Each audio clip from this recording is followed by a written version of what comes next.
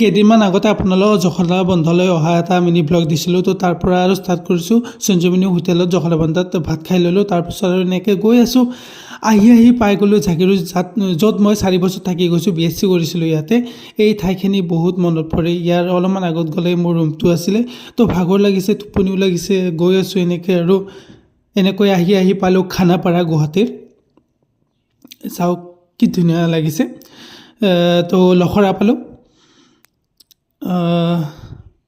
সঁচা মানুহ প্ৰায় নামিলে মই আৰু দুজনমান এনেকৈ আছোঁ আৰু।